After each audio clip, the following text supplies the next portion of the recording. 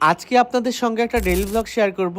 অনেকদিন থেকে বাড়িতে কোনো কাজ করা হচ্ছে না, তো বাড়ির সামনে দুইটা পেয়ারা গাছ আছে, আর এই পেয়ারা গাছগুলোতে অনেকগুলো পেয়ারা ধরছে, আর পেয়ারাগুলোকে পলিথিন দিয়ে মুড়িয়ে রাখবো যেন তাড়াতাড়ি বড় হয়। আর কিছু কচুর গাছ আছে, এই কচুর গাছের আগাছাগুলো পরিষ্কার করে দিব। এছাড়াও বাড়িতে আম্মু না থাকায় নিজে কি রান্না করে খেলাম সেটাও আপনাদেরকে দেখাবো। রান্না করতে গিয়ে একটা মজার কাহিনীও ঘটছে, সেটা আপনারা ভিডিওটা দেখলেই বুঝতে পারবেন। তো যাই হোক, ফার্স্ট আমি বাজার থেকে একটা পলিথিন নিয়ে আসছিলাম, কজ বাড়ির সামনে দুইটা পেয়ারা গাছ আছে, আর পেয়ারা গাছগুলোতে অনেক পরিমাণে পেয়ারা আসছে। আর এখন তো বর্ষাকাল, বৃষ্টি হতেই আছে, আর বর্ষাকালে পেয়ারার ভেতরে প্রচুর পরিমাণে পোকা হয়। উপর থেকে দেখতে ভালো, বাট ভেতরে কাটলে পেয়ারা দেখতে পাচ্ছেন কতগুলো পোকা বের হচ্ছে ভেতর থেকে। তারপরে পলিথিন দিয়ে একটু বেঁধে রাখি যেন পোকার হাত থেকে একটু মুক্তি পাওয়া যায়। তো যাই হোক, ফার্স্টে পেয়ারা গাছের যে অবশিষ্ট ডালগুলো ছিল ওই ডালগুলো কেটে দিচ্ছিলাম। পেয়ারা গাছের ছোট ছোট ডালগুলোকে কেটে দিয়ে গাছটাকে পরিষ্কার করে নিচ্ছিলাম। এই গাছগুলো পরিষ্কার করতে গিয়ে বাড়ির সামনে একটা বিষাক্ত গাছ দেখতে পেলাম, সেটা হলো বিষাক্ত পাতা। এই যে লাভের মতো যে পাতাগুলো দেখতে পাচ্ছেন, এই গাছটা কিন্তু অনেক বেশি ডেঞ্জারাস। এই পাতা যদি শরীরে কোনো অংশে লাগে বা ঘষা খায় তাহলে সেই জায়গাটা একদম চুলকিয়ে সারখার হয়ে যাবে। এই পাতাটা খুবই ডেঞ্জারাস, আপনি চাইলে কিন্তু আপনার এক্স কে গিফট করতে পারেন। এই বিষাক্ত গাছগুলোকে কেটে ফেলে এবার আসি বড়ই গাছটাকে একটু আগাছা মুক্ত করতে।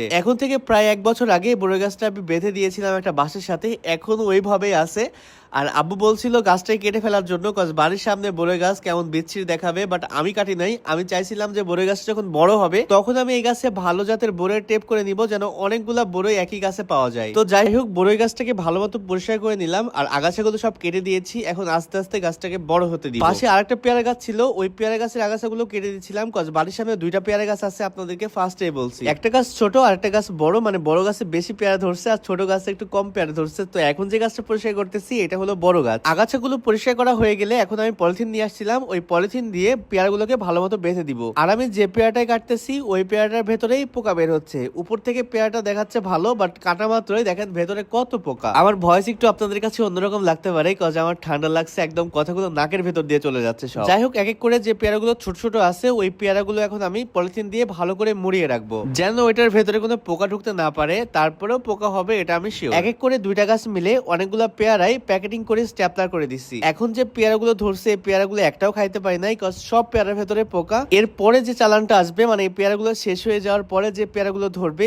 ওই পেয়ারাগুলোর ভেতরে আবার পোকা হবে না। বাড়ির সামনে অনেকদিন আগে দুইটা অ্যালোভেরা গাছ লাগিয়েছিলাম, আর অ্যালোভেরা গাছ দুইটা এখনো আছে, কিন্তু ভাগ্যের কি পরিহাস, গাছগুলো আর বড় হয় না, ওইভাবেই থাকে। হয়তোবা যত্ন না নেওয়ার কারণে গাছগুলো আর ঠিক মতো বড় হয় না। তো আগাছাগুলো পরিষ্কার করে দিয়ে হাত কোদাল দিয়ে মাটিটাকে একটু আলগা করে দিলাম। এরপর আসি কচুর গাছে। বাড়ির সামনে অনেকগুলো কচুর গাছ লাগিয়েছে, তো এই কচুর গাছগুলোর আগাছাগুলো পরিষ্কার করে নিয়ে হাত কোদাল দিয়ে ঠিক সেম ভাবে এই মাটিগুলাকেও আলগা করে দিব। আপনারা যদি চান তাহলে নেক্সট কোনো ভিডিওতে কচুর পাতার ভর্তা বা কচুর পাতার কোনো রেসিপি করে দেখাবো। আসলে এরকম ভাবে কাজ করার অভ্যাস নাই, তো এটুকু কাজ করতে গিয়ে একদম হাঁপিয়ে শেষ হয়ে গেছি। কাজ করতে করতে একটা জিনিস চোখে পড়লো, সেটা হচ্ছে আমার বাড়ির সামনে একটা কারি পাতারও গাছ আছে, আর এই কারি পাতার গাছের মধ্যে বললা বোঝেন যেগুলো বিষাক্ত ধরনের পোকা হয় ওইগুলো আর কি এখানে বাসা বাঁধছে। আমি চিন্তা করতেছি এটার কামড় যদি একটা খাই তাহলে মনে করেন যে আমার আর ভিডিও বানানো হয়েছে। আমি একটা জিনিস নোটিস করছি, আপনারা এরকম ন্যাচারাল টাইপের ভিডিওগুলো বেশি পছন্দ করেন। তো যাই হোক, বাড়ি কাজ অলমোস্ট শেষ, আর আজকের ভিডিও একটু লং হতে যাচ্ছে। এখন আমি একটু রান্না করব, চলেন তাহলে আপনাদের সঙ্গে একটু শেয়ার করি কি রান্না করেছিলাম আর কিভাবে রান্না করছিলাম। বাড়িতে আম্মু না থাকায় ভাবলাম যে একটু মাংস রান্না করি, আর ফ্রিজ থেকে মাংস বের করে আমি ভিজিয়ে রাখছিলাম। এই মাংসটা ছিল মাথার হাড়যুক্ত নলে টাইপের মাংস।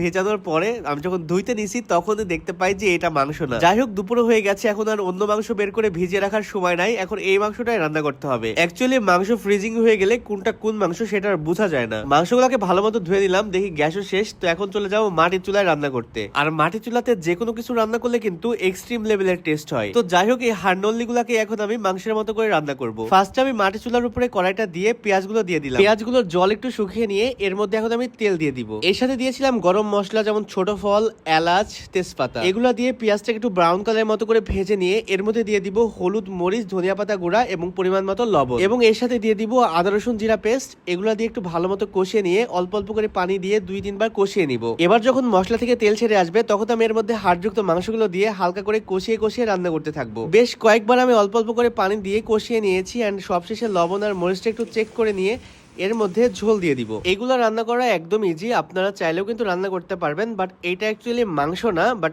এখন যে এটা খেতে কেমন লাগবে আল্লাহ ভালো জানে। তো দেখতে পাচ্ছেন রান্না কিন্তু অলমোস্ট শেষ, আমি এখন খাওয়া দাওয়া করবো। রান্না শেষ করতে করতে একদম 3টা বেজে গিয়েছিল, আর খাইতেও একটু লেট হয়ে গেছে, তো খাবার নিয়ে বসে পড়লাম। ভাই বিশ্বাস করেন মাংসগুলো তো সেই লেভেলের মজা হয়েছে, একদম হাত দিয়ে চাপ দেওয়া মাত্রই গলে যাচ্ছে। তবে অনেস্টলি বলতে মাংসের স্বাদ ঠিকঠাক লাগলেও এইখানে ঝোল থেকে কিন্তু আসলে মাংসের ঝোলের টেস্ট পাচ্ছি না, নেহারির ঝোলের যে টেস্টটা হয় না ওইটার টেস্ট পাচ্ছি। তো যাই হোক, মাংস না চিনার কারণে এই ভুলটা হয়েছে আমার সাথে, তবে খেতে কিন্তু ভালোই ছিল। আজকের ভিডিওটা বেশি লং হয়ে গেছে, ভিডিওটা কেমন লেগেছে অবশ্যই কিন্তু কমেন্ট করে জানাবেন। দেখা হচ্ছে নেক্সট ভিডিওতে, সবাই ভালো থাকবেন, সুস্থ থাকবেন, আল্লাহ হাফেজ।